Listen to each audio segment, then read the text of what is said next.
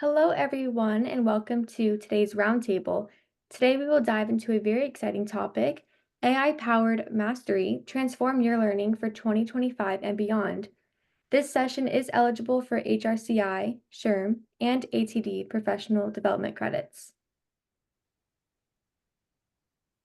For those of you who aren't familiar with Brennan Hall Group, we are a leading research and analyst firm with a global reach of over 10,000 clients and over 30 years of experience. We provide research-based solutions that drive organizational excellence through innovative tools and insights. Our vision is to inspire a better workplace experiences, and our mission is to empower organizations around the world through our research and tools each and every day. Here is a sample of our clients. Our impact extends to over 10 million employees and executives through our comprehensive research library, strategic insights, and prestigious awards program. We also invite you, as always, to participate in our research surveys. Links will be available in your handout, or you can always visit brennanhall.com. Once the results are analyzed, all participants receive a piece of complimentary research and other exclusive benefits. If you want to learn more about our Excellence Awards, please visit excellenceawards.brennanhall.com. Brennan Hall Group Institute is the top research and insights institute serving learning, talent, and HR leaders worldwide. For over 3 decades, we've shaped the future of human capital management by providing essential research, certification, and recognition to organizations committed to excellence. A huge thank you to today's roundtable sponsor, Learning Pool. Learning Pool creates learning experiences that deliver extraordinary outcomes for companies and their people. Global organizations choose Learning Pool for data-driven digital learning solutions that help optimize employee performance. Learning Pool's passion for impact, innovation, and people is why they stay. Be it for onboarding, upskilling, compliance, or the whole business, Learning Pool helps to develop an effective and agile workforce through learning. Wherever you find ambitious companies investing in their people, you'll find Learning Pool. Now, let's meet today's speakers. Ryan Cooper, Director of Off-the-Shelf Content from Learning Pool. Lindsey Coode, Head of Innovation from Learning Pool. Funmi Wendel, Product Innovation Lead from Learning Pool. And Alan Mellish, Principal Analyst at Brennan Hall Group. We are excited to share that at the end of today's webinar, we will be selecting a raffle winner. You could be a winner of a free Excellence in Action program submission. Stay tuned to see if you are the lucky winner. You must be present to win. Now, just a few quick things to note. If you have any questions, please use the questions panel on your control bar. We will answer your questions throughout the roundtable. We're recording this roundtable and we'll email you the link and a PDF of the slides within 24 hours. The chat box is open, so please feel free to share your thoughts as we go along. Your input makes this more valuable for everyone. Now I would like to pass things off to Alan.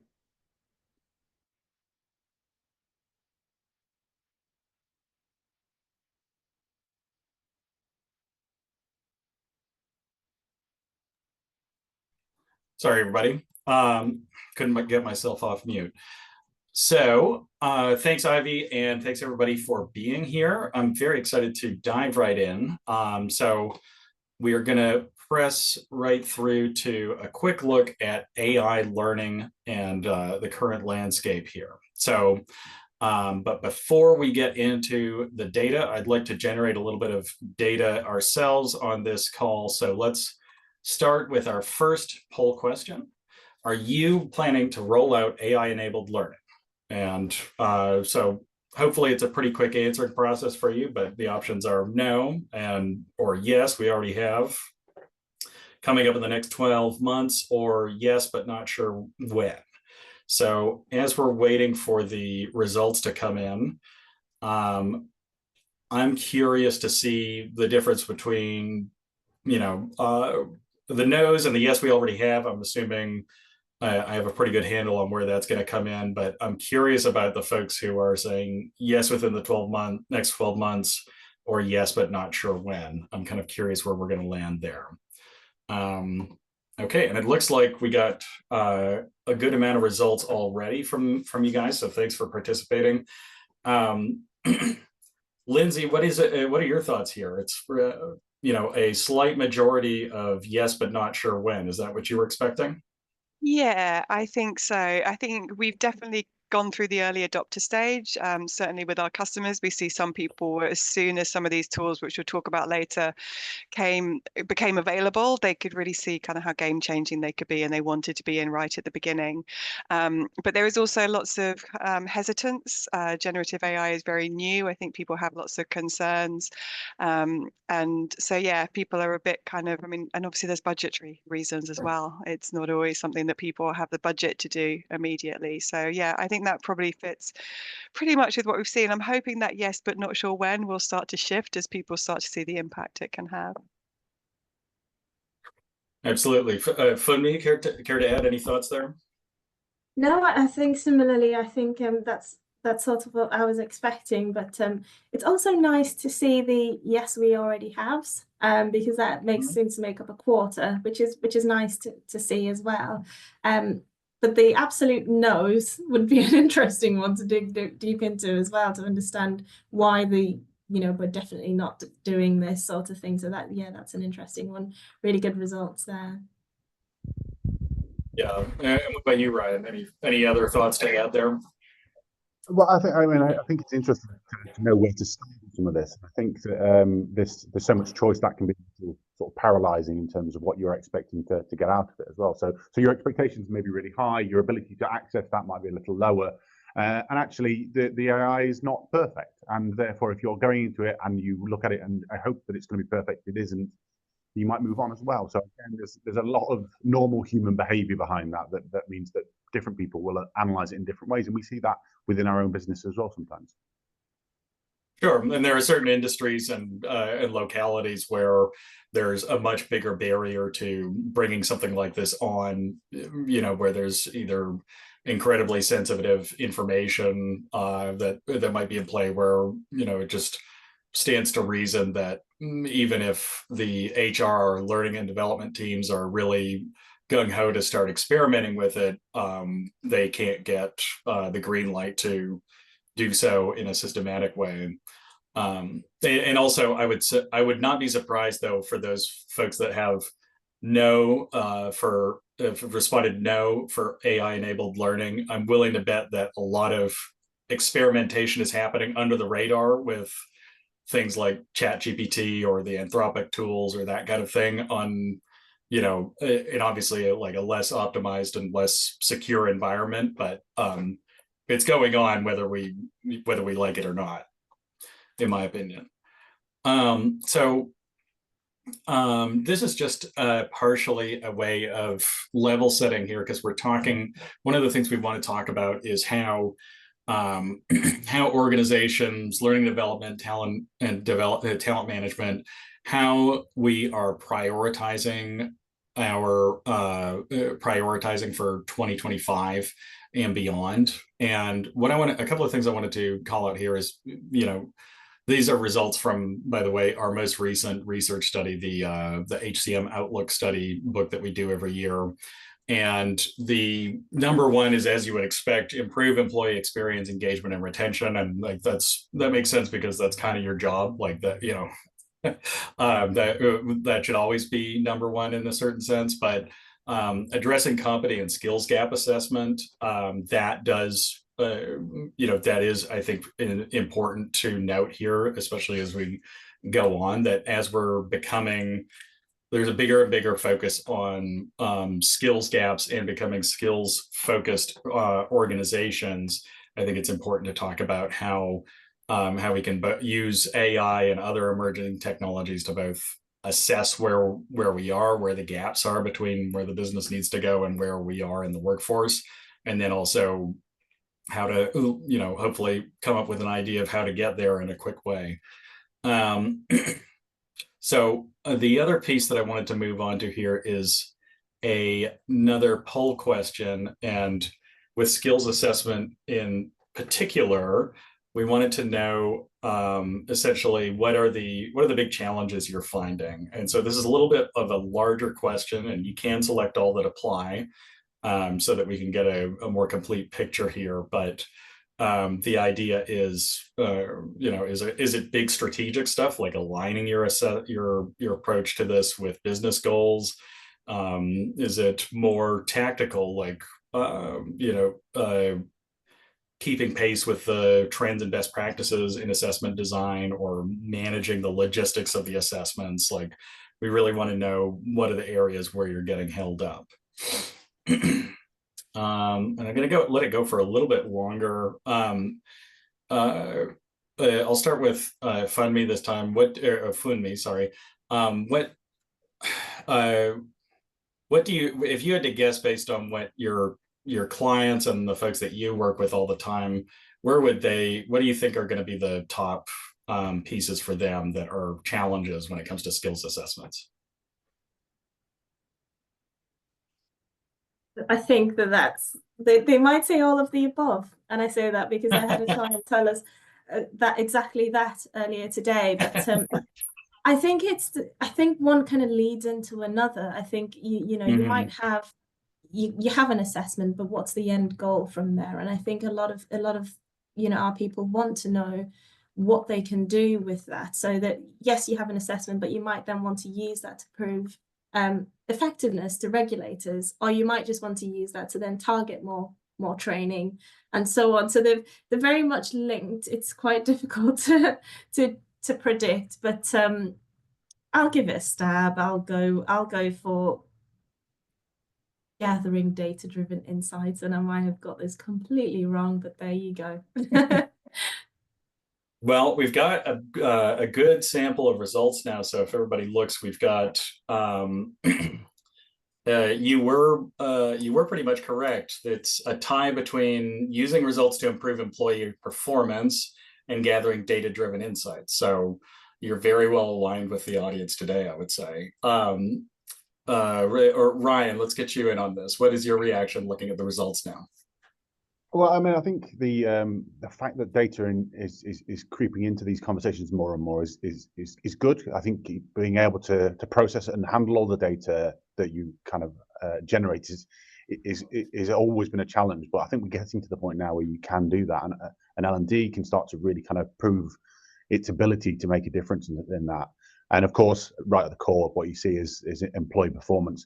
The budgets potentially aren't getting bigger, but expecting people to do more at a rate of pace is increasing, and actually getting people through that path to capability, getting them trained up on maybe new skills, because again, the skills market is changing incredible pace. I mean, the new skills are being required by organizations are not what you thought they were going to be 6 months ago. So again, all of those things feed into a fast-paced market that is, businesses are evolving quickly and have to, right? Absolutely. Lindsey, what are your thoughts? Yeah, so I agree with what the others have said. I'm interested in the designing, engaging, and effective assessments, which I think is the third one. I'm struggling to get them in order in my head, but I think that's right. Yeah. And it's good to see that people actually care about that, because I think we've had many years of kind of doing what we can with assessments, shall we say. So working within the tools that we've got, we've kind of all known that they're maybe not as effective as they could be. And I think this is an area where generative AI in particular can really help us. And if we can assess people better, if we can get a better understanding of their competencies, their capabilities, their behaviors even, then we can use that to really shift the needle and start using those results to improve the employee performance. So I think, as Funmi said, they all fit together really nicely, but I think that is certainly an area where I'd like to see some real improvement, and hopefully that's where we're getting to. Yes, absolutely. And just one note for the audience. I saw Nadia raised her hand. Nadia, if you have a question or a comment, just put it in the chat box, and we'll address it as soon as possible. So moving along here, good discussion on that one, team. I wanted to just cover where we see this is again from that same Brandon Hall Group research study. We asked everybody which of these main areas of human capital management are we expecting to see the biggest impact from generative AI. And not a surprise to probably most of the people on this webinar, but learning and development is going to be hit hardest or have the most opportunity to transform because of AI. If you want to put a more positive spin on it, and everything else, talent acquisition is really a distant second, and it just goes on down the line from there. So I think that this is something we probably all know, but I want everybody to know that the data does back up what we all know, which is that the ability of AI to generate content, change the way that you do assessments, personalize content, translate it into something that's more appropriate if you're a global organization, all those kinds of things are, and also do lots of hard work on the analytics front on the back end of things. That's all tied into that, I think, and so I'm glad that at least the L&D function as a whole tends to understand that there's a lot coming. So this is kind of a little bit of a throwback to the question we did earlier about adoption. We're seeing cautious but steady adoption of AI and learning. This data is slightly older, so if you ask the same group of people today, you might see more benefits noted, and also more likely to be using AI for a couple of different things in learning rather than just these few. But like we've been saying before, personalized learning recommendations, generating content in courseware are of course some of the top things, but also number 3, just a slight third, is not using AI for learning at all. So I think that number is probably shrunk down if you took the same sample and asked them today. But as we saw in that poll, there's still 10% that are not using it and have no plans to use it in the near future. So that's still something significant, I think, that everybody's grappling with.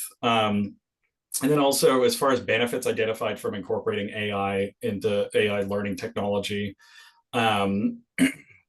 reducing training costs and efficiency increases. I think we can, you would be all correct to be furious if there was not reduced training costs and efficiency seen from an AI implementation at this point. Like, you really need to talk to your account representative if you're not seeing at least something in that area. And then personalized learning experiences. I think we recognize the capability of it to take an original piece of content and then or grouping of content and then make personalized recommendations based on information that a learner puts in about themselves and their goals. That's to be expected. Better learning analytics and data-driven insights. This seems maybe maybe we tapped into a more advanced group of respondents, but I think that's exciting as well. But then again, bringing up 4th place here, no discernible benefits. So, I mean, that could be that when we surveyed these folks, they were still in the experimentation phase, and maybe they'd had a couple of false starts or missed opportunities there. But I think also that is something to be, and we're going to be talking about that later, is, be cautious about who you partner with and how and to do what when it comes to AI and learning technology, because there are definitely people who are a lot of people out there who are AI washing, is the term, where they say everything they do is AI powered or AI enabled or whatever, and they might be using technology that's essentially 7 years old, to do what they say they're doing, and just calling it AI. So again, it's something to be. The fact that there's been almost a quarter of the folks we surveyed said they saw no discernible benefits from AI and learning, even if it was only a year ago, that is reason to be cautious about who you partner with and to do what. common barriers to AI adoption, we already touched on them a little bit as we were discussing it, but I think these are all familiar objections to us, to all of us here by now: data privacy and security concerns, lack of AI expertise and knowledge. We hope that this webinar will at least shrink that number down a little bit today, but and then regulatory and compliance concerns, lack of budget and resources. These are all legitimate concerns for you guys to have. So I think what we're saying is that just because AI exists and can be extremely beneficial doesn't mean that these concerns don't mean anything or aren't worthy of addressing. It's just we have to figure out how to address them for the company, for our unique position, the organization we work within, and the industry that we're the industry and regulatory regimes that we're operating under. And so now I'm happy to bring us to the discussion portion of things. And so I did want to open it up to our panelists and say, okay, there's a lot of folks who have already really started their AI and learning journey in earnest. Maybe they're a little bit farther down the pike, but I think it would be useful for everybody to hear, if we're starting or just a little bit ways down that road, where should we start with AI and learning? What should be the conversations we're having? What should be the information we're gathering to figure out what needs to happen? And I'm going to start with Lindsey on this one. Sure, thank you. So I think in some ways it's a difficult question to answer because there's so much that you could do. And that ranges from using the various tools on the market to, say, create content and like literally create you an e-learning module from a PowerPoint or something like that, through to the bit that really interests me, which is where we can use generative AI to impact kind of learning outcomes. So at Learning Pool, that's probably where we've been focusing initially more than anything. We have what we call our AI content products. The first one of those is something called AI Conversations, which is basically it's a role play tool. And so one of the things that we know in learning that we've always really struggled to do is to really allow people a safe space to practice. So you think you go on a management course, you learn about difficult conversations, for example, and then you might do a little bit of role play with one of your colleagues. Probably involves quite a lot of giggling. If you're really lucky and you've got a really well budgeted L&D team, you might even get some actors in, but you can only do it once. So what we wanted to do was try and use generative AI to allow people to do that over and over so that they can really learn. And also what generative AI allows you to do is really to give that personalized feedback as well. So you're allowing people to put themselves, kind of submerge themselves in a situation, speak to an AI I guess, avatar or character in the way that they would a real person. And then at the end of that conversation, you can assess it against a framework and say, okay, well, these are the things that you did really well, and this is where you might want to improve. And I think it's that side of things that really impacts for organizations. If you can build like a whole level of managers that have those kind of interpersonal interpersonal skills, then that changes the whole culture of your organization. So I think that there's huge amounts that we can do in that area. Yeah, that's a great comment. I think that and that is, I think, I won't go so far as to call it, second wave, but if we think about things in terms of wave, there's sort of that first initial wave of, okay, this is great because I can generate course content much faster than I could have before.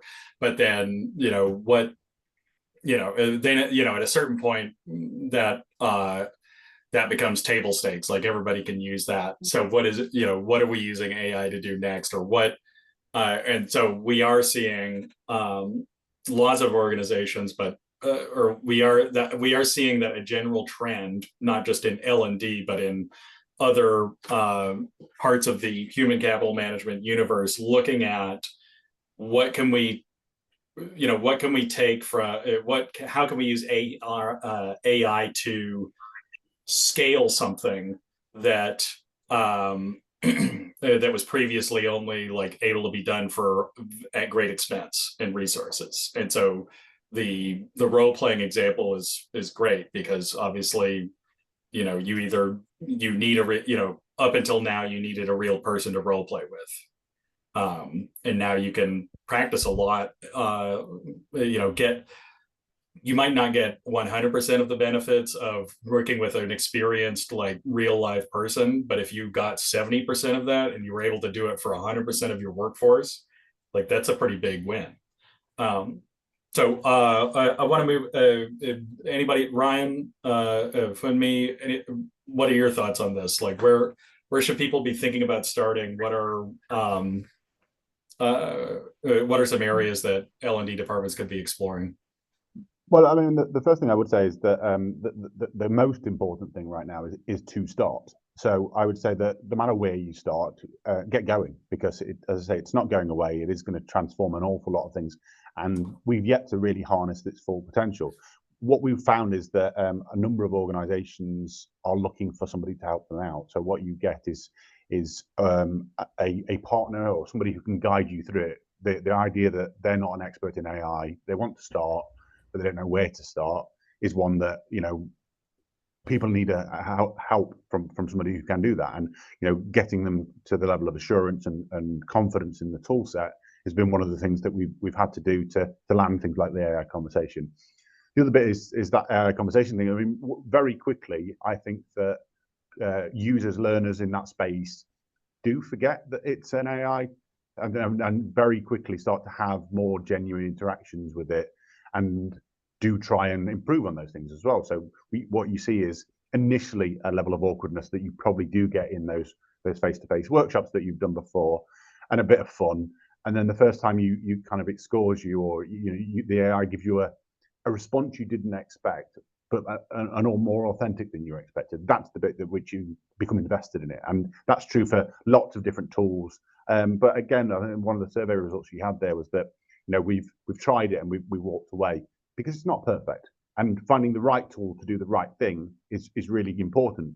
But start looking, start trying, just experiment, cut some time out with you and your team. Absolutely.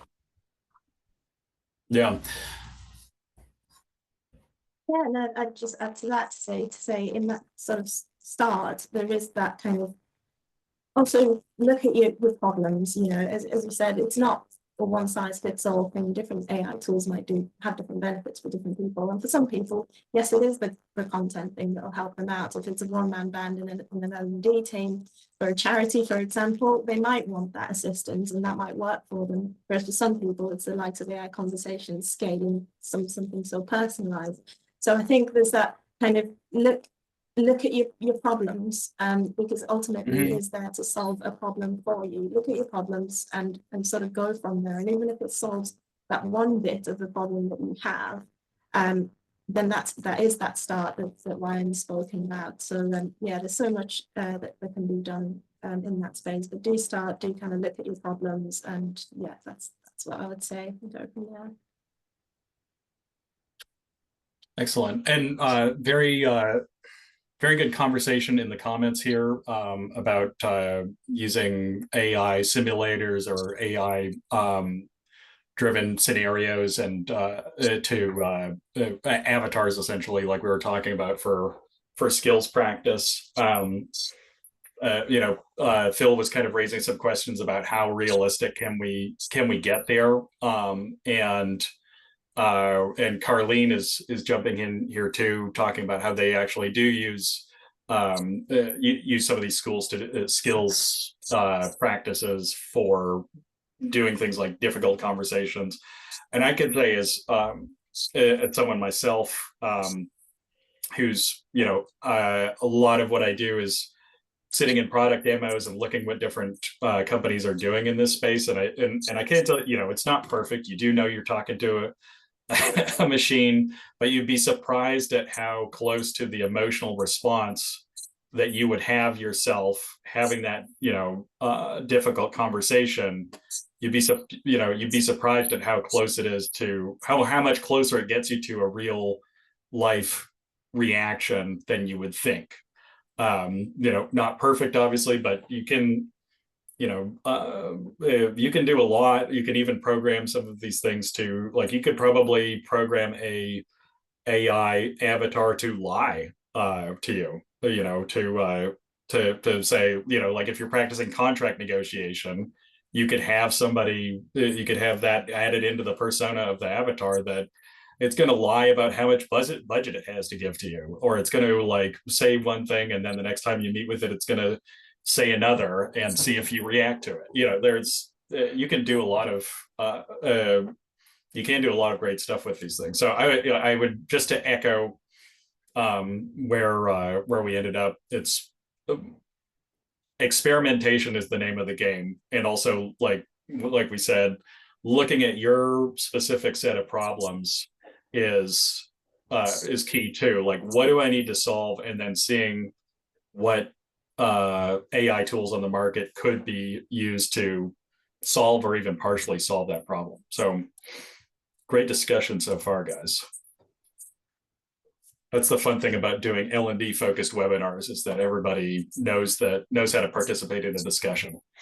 So we did already touch on this a bit, but I'd love to get everybody's thoughts on, just some general areas where AI is best positioned to help, probably beyond the areas we've already discussed, like personalization and content generation. So for this one, I'm going to go to Funmi first. If somebody was just asking you this question, like I am now, where would you point them? What would you say is AI's best use case? Yeah, I think that there's so many, and we've already touched on some of them, like as I said, personalization and efficiencies. But one that really strikes me is kind of reducing content overwhelm and overload. Phil in the chat started with his first comment was, I've yet to see an organization that really needs more content. And sometimes, it's all about how there's so much out there. Even as we discuss this AI topic, there are so many AI tools out there, there's so much information. And sometimes what AI can really help to do, both for us here and for learners themselves, is distill that information. So you might talk about things like summarizing or analyzing the information, or even just presenting in a different format. Just knowing that there's this thing that you can go to and be able to get just what you need. And sometimes we're quite big on when we need it. That's another element to things. I think that's somewhere that AI could really help. Another one I think is that improving support. And again, this does relate to tools like, say, AI conversations or AI coaching tools, is where you have those things that typically would need a person to do. And you can kind of take those efficiencies, and even if they're not 100% the same, it's better than nothing. It's absolutely better than nothing. And I think those are areas where AI could really, really help us in this industry. Wonderful. And Funmi, I'm going to ask you, your sound is a little bit scratchy. I'm wondering if maybe you could log out and log back in real quick to see if we can hear you better, and I'll go to the other panelists here in the meantime. Okay. So Ryan, did you have anything to add onto what we just heard about how to approach where AI is best positioned to help you? I mean, the only thing I would add to that, I think, is probably at pace. So the AI can help you to get to some of those challenges with an answer so much quicker. And my kind of favorite line at the moment around change is that, the world has never had such kind of change in the speed that it has right now, but it's never going to be this slow again. So this idea that AI can pick up some of the lifting here and really start to allow you to face into kind of tomorrow's problem, because you might have a skills gap today that it's going to take you 6-8 weeks to try and build out, but in 8 weeks' time the skills gap's going to be a different one, or it's going to be bigger. So really kind of the AI has an ability to do some of that heavy lifting, really. Yeah, absolutely. And Lindsey, what about you? I want to hear what you have to say, of course, as well. Yeah, I think as others have said, there's just so much that you can do. And I think you're almost looking at kind of the end-to-end process. So you can use AI to assess the skills. You can use it to monitor across your organization the skills that you have in what areas, which allows you to see kind of the skills gaps and things like that. But it also allows your people to see where they might want to develop. And I think that's a really interesting one. We know that organizations are not hiring as much as they were. And so they're likely to kind of have the people that they have. So if the skills that we need are changing, we really are going to need to upskill our people. And as I said, we can get the insights into the skills that we have across the organization and how we can kind of move the needle and get people to where we need them to be. But we can also then obviously use the AI to actually impact and help people build those skills as well. I mean, one of the areas within our organization where we use AI a lot is within our development teams. There's some amazing tools out there. So I keep seeing a message pop up, people asking for examples, and this isn't a learning and development one, but GitHub Copilot. So basically it will write your code for you. Obviously you need to have an understanding, and like all these things, you need to check it for accuracy and stuff. But yeah, I think that it's game changing in terms of how people are working, and will really make a massive impact over the next few years. Fantastic. And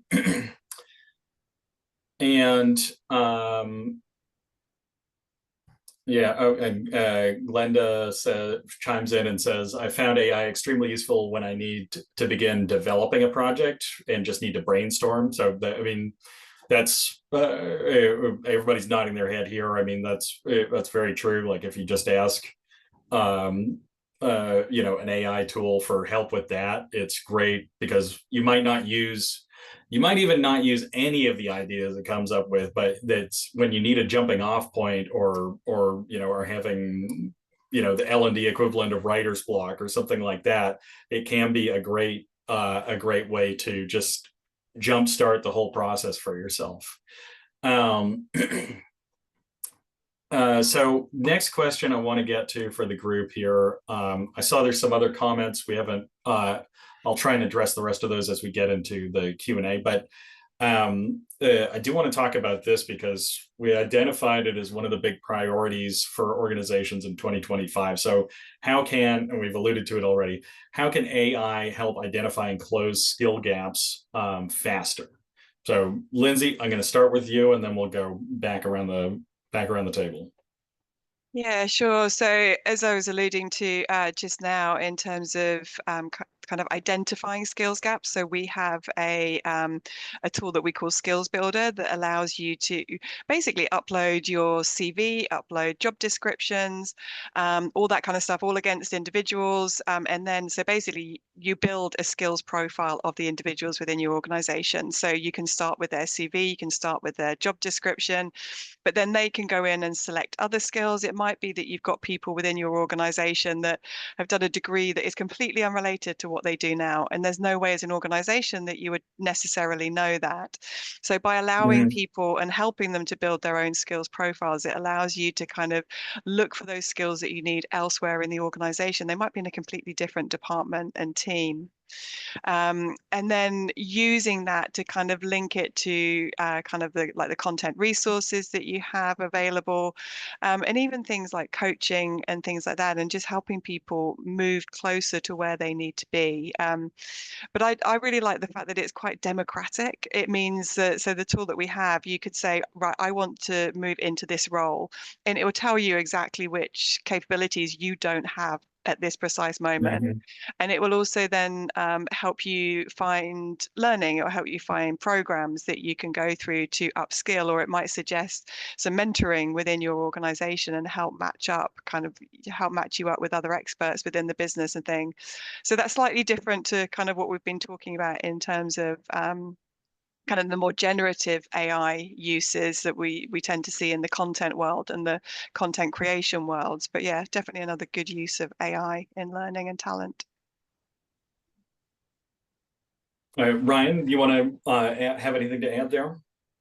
Yeah, well, again, I think there's the big L&D question is how do people kind of progress in their careers, and the ability to move from an unrelated job, highlighting those transferable skills and move and upskill into that space is one of the big challenges for organizations. And if you do that and think about kind of those skills that evolve in the job that you are doing, these tools, and they are tools, they're not a solution to replace people in the way that I think people get very nervous about. These are the ability to do things significantly quicker at scale, and leverage the human in the thing that they do best, which whatever that is. But it can take some of the kind of the low-lying fruit away from these trouble trees that really start to kind of create the gaps for people to be able to do more potentially with less or the same size team that they had. So I think the ability to move quickly and identify kind of where and when the organization needs to change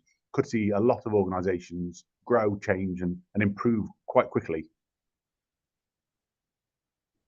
Absolutely. And Sylvia just asked, what's the tool called for skills gaps? She missed it when you were going over it, Lindsay. It's called Skills Builder. I can pop a link in the chat as well, if that would be helpful. Yeah, go right ahead.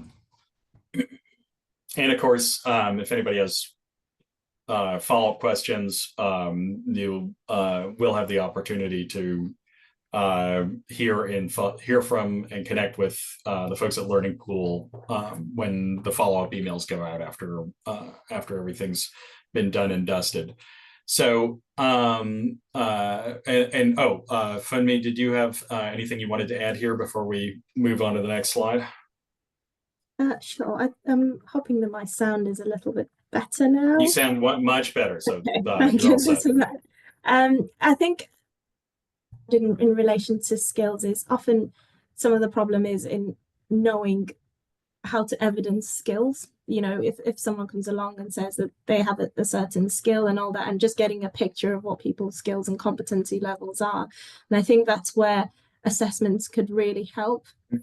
But sometimes we do talk about kind of not just having a knowledge check at the end of a course and so on. And we look at sort of a more accurate picture to assess people's skills and behaviors and so on, very much application based. And I think that's something that could really help with closing skills gap. And again, we've recently developed a tool called AI Assess that does that. So it has open input questions, and AI is kind of behind this and is able to analyze those responses. And it's all sort of predefined assessment framework.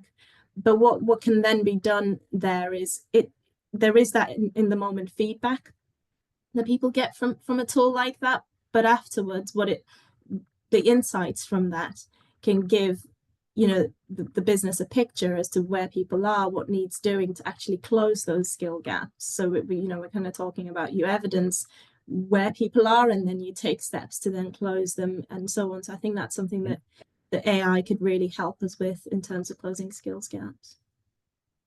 Yeah, and that is sort of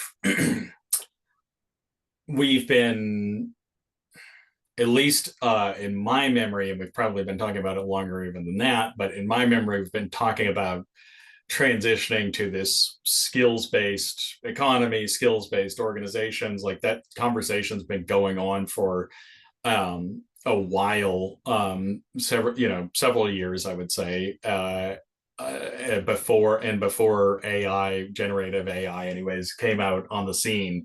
And so I think that is one of the really exciting things, is that we're finally getting to closer to a scalable answer to the one of the challenges of skills-based approaches and strategies is that it all comes down to validation. It's like anybody can just say I'm a concert level pianist, but if nobody's sat down and listened to you actually play some Mozart or something like that, then there's been there's been not the kind of validation that we need. And so that's to hear that you guys are doing that in the form of assessments is an exciting thing, because it is hard to everybody knows how to, everybody probably could figure out a way to assess the skills that somebody's putting in, but it hasn't, it's only become scalable to do that recently, I would say. So moving right along here, I do have another poll question related kind of to what we were just talking about. How comfortable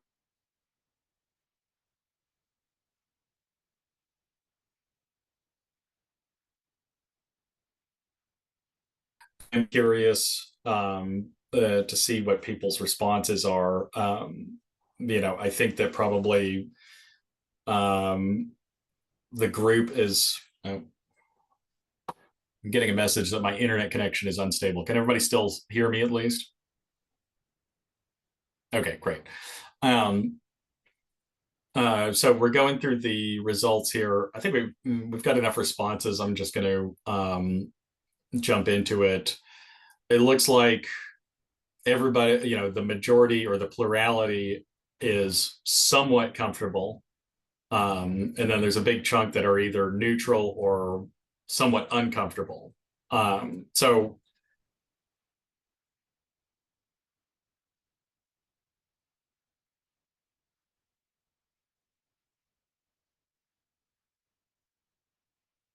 I think we've lost Alan again, haven't we?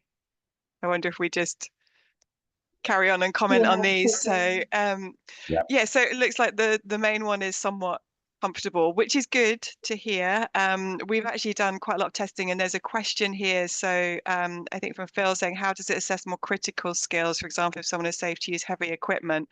So this is something, so in terms of AI creating learning content, we tend to have a view that if it's creating learning content, you probably want a human in the loop. If you're putting this out as something kind of as like an expert piece of content, then you're going to want your subject matter experts to review it, even if they use it to kind of do the big chunk of the work. You still want that expertise in there. In terms of the AI assessments, obviously you are to a certain extent trusting it to score those practically. We've done an awful lot of testing, so we have kind of rubrics or frameworks behind it, and Funmi and I in particular have spent a lot of time kind of just going through assessing things ourselves against the framework or assessing different responses, then getting the AI to do it. And we've actually, similar to the user case you give there, Phil, we have a highly regulated transport organization that we're doing a pilot with at the moment. So they're looking very much at that kind of thing. It's all safety. Safety is really critical to them. And they've been blown away by some of how well the AI actually assesses the responses that learners are giving. And what they're finding is that actually they almost feel more confident in it because you don't have that bias. You don't have that kind of wanting somebody to pass, wanting somebody to do well, which you would get with a human assessor who spent 4 weeks with these people. Obviously, that doesn't mean that you would necessarily want the AI to be the only check. So they would always have the human kind of doing the final sign off, but it takes a lot of that work out of it and means that they can just carry on. I think that's you know, it's a really good point in terms of the way that you keep a human in that process, because again, you know, but the human is again using a tool, I think, for me, which is the critical part there. And actually, one of the things that always struck me about the assess was that depending on when you get me, first thing in the morning may be different in terms of my level of tolerance on this versus if I'm kind of assessing the 30th, 40th, 50th piece of that thing, I'll be more tired. I'll be less kind of consistent around that. So the AI can actually drive a level of consistency in its assessing, which is something that we can only kind of strive for, really, in the way that we approach the overall kind of ability to assess it. And then the second point there is that it allows you to do more of those assessments at absolute pace. So there's huge reasons to be able to see the potential in this, and I know the work that Funmi, you and Lindsey have been doing on this, that really means that we are testing it, we are controlling those kind of things, and we do understand it and what it's doing. So you know, that comes back to having a partner that you trust with this. So having, particularly if it's your early steps into AI, having somebody who knows and understands what they're doing in that space does make a huge difference to that level of confidence to L&D teams, I think, and I say that regulation aspect isn't going to go away anytime soon. So it's really important that it works and is good. Funmi, anything from you? I would just sort of echo the two things that you said and that you and Lindsey have said, and in terms of the advantages of something like this as well, that kind of it's not just the bias, or it's not just the things that change, it's also the pressure on you as the instructor, or as L&D people, is if it's a safety critical situation like this, knowing that person's potential career rests on your decision there. Whereas if you have something that's objective like an AI, and you can just kind of look over that and go, as the expert, oh yeah, that looks right, then that's a huge advantage, and it does help. I couldn't imagine being in that situation where I would have to decide on a daily basis, that sort of thing. So yeah, no, I think that's about right. What I would echo the same. Okay, great. So we'll move on to the next discussion point then. So that's how do we provide more flexible, personalized learning paths for talent? I think this is a really good question, for the fact that this has been the sort of the challenge for L&D teams for as long as I can remember, because the ability to regard that I have a past in terms of kind of what I've learned and what I've done, and maybe a role and those skills that you don't know that I've got from a previous role, I think is really important when you're starting to think about kind of what a learning pathway looks like, because actually being able to do all those things means that you can move again at pace. So the AI can really influence this by effectively giving you either content, or it can give you kind of an ability to practice or something. So you can have the theory that is presented to you in its content form, whatever that may be. It could be policy, it could be process, it could be skills, and then it allows you to practice and grow those skills. But also that kind of ability to weigh and assess them for an entire organization. Those sort of possibilities haven't really been around before. So having an ecosystem of learning that really starts to kind of think about how do you reach everybody in the organization, how do you give them what they want to do and help them move in the direction they want to do. By the way, you also need to work out what their skills gap is. So again, the AI is really critical in getting us to the point where it can tell us what direction, what skills, what's the overarching gap between me, my team, my organization, or my function in my organization. So thinking about kind of what's the skills gap, what's the theory, the content that you want to kind of get to them, and then putting those other tools in place to practice those skills, and then thinking about how you assess the overall business as well. It's really critical to being able to make good decisions about what learning interventions you as an organization want to create and put out. So I think there's huge benefit from being able to weigh individuals within that organization and work out exactly what they know, exactly how they can apply that, and where they need to grow and mature and change. So I think that the ability to do all those things is absolutely critical. And Alan, I can see you've returned, so welcome back. Yes, thank you. I was thinking as you were filling in so well there, I may not be in danger of being replaced by AI, but I am in danger of being replaced by Ryan. So wonderful comments there. Thank you for covering. The power apparently where I'm at did just get knocked out, so I'm working on batteries and an iPhone hotspot, but it seems to be working out all right. So did anyone else from the Learning Pool team want to piggyback on or add on to what Ryan just added there? Yeah, I mean, I'll just do a little bit of a kind of plug for Funmi and my's world, really. So we work in our labs, our Learning Pool Labs team. So we are in charge of kind of disruptive innovation and have a remit to look kind of 5 years at a minimum into the future in terms of where we think learning technologies might be. And this is one of the areas that we're really, really interested in. And actually, I don't think it's 5 years away. It's a lot closer than that. But this is to do with kind of having really changing the landscape of what learning technologies looks like. For a long time, it's been learning platforms, probably with a dashboard, some way of searching for content, accessing e-learning, PDFs, quizzes. But we think with generative AI, we can do a lot more than that. And I think there's a number of different elements to that. One is kind of having like an AI learning assistant that can really create personalized pathways for you. So it treats you like it's kind of almost like a combination of a coach, a tutor, a mentor, and manages to do all of those things. But it also has access to all of your company's kind of learning and development or sort of learning materials. But it also knows a lot about you. It knows who your skills are. It knows what your role is. It knows all that kind of stuff. And basically can take that and really help you keep you on that journey. So rather, it might say, there's a course over here that you could do on this, but equally it might say, why don't you go and try this out? Why don't you try doing this? And here's some resources to help you with it. Or it might say, where do you think you are on this kind of skill level?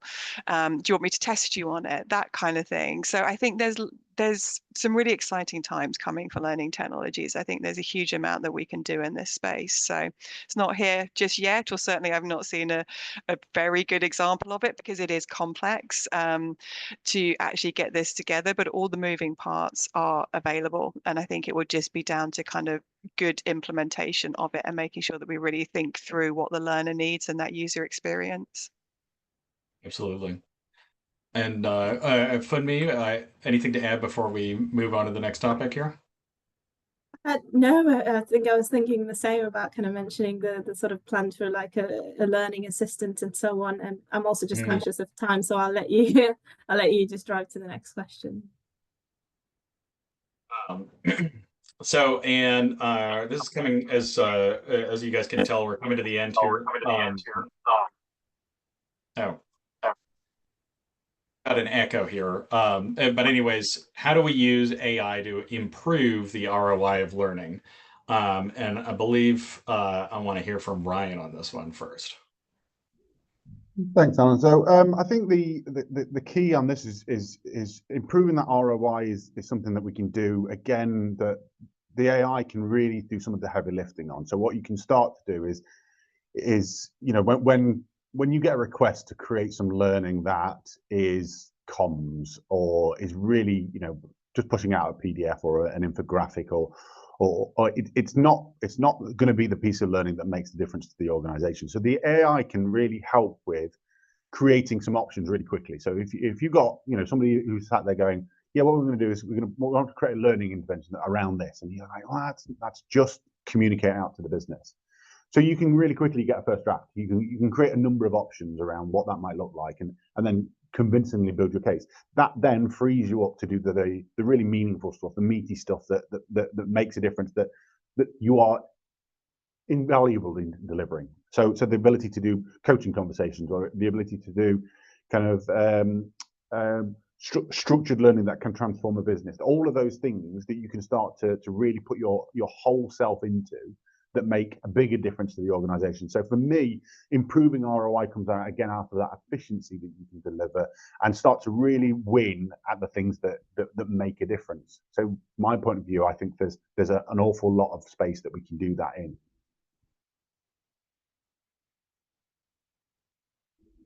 Absolutely. And we are running up on time. So if everyone's okay, I'll just move on to the next our sort of last question that I did want to get to here. So we talked a lot, and there were a lot of questions about tools, but we've talked a lot about different things that that you can use AI to do, where we see the industry going.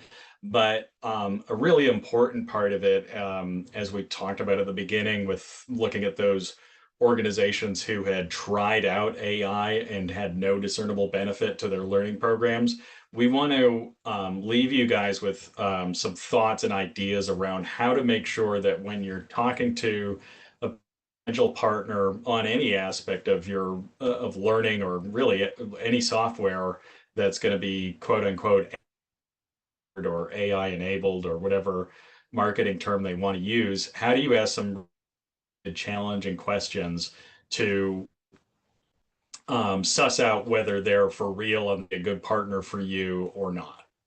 So I'm going to open things up to who wants to start from Learning Pool on good questions to ask potential partners?